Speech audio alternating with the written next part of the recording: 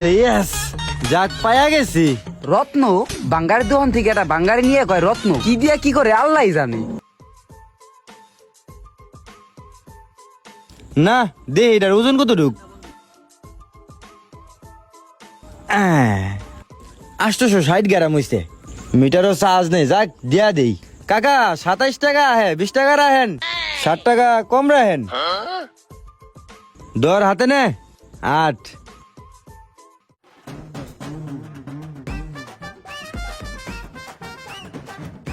Hello ভাই, গাড়ি কি কমপ্লিট হয়েছে?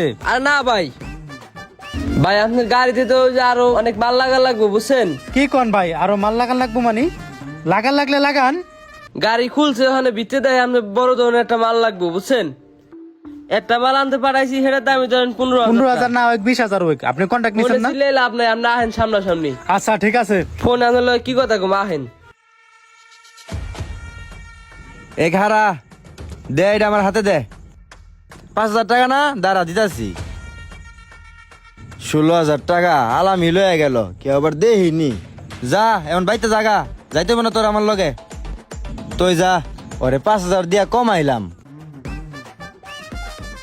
আবার কি হলো ভাই? ভাই আইছেন, ভাই যে মালা লাগবে বুঝছেন, মিস্ত্রি আনতে পাঠাইছি।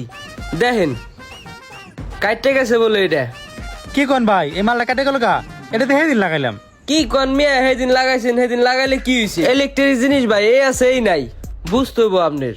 এটা লাগবো লাগবো না গাড়িতে, না লাগালে আপনার ঠিক হইব কেমনে গাড়ি? ভাই এটা আনতে আমার 15,000 টাকা গেছে বুঝছেন। আরো যে কত টাকা লাগে জানি না। হনে আপনি টাকা কি হন দিবেন না গাড়ি কমপ্লিট করার পর দিবেন?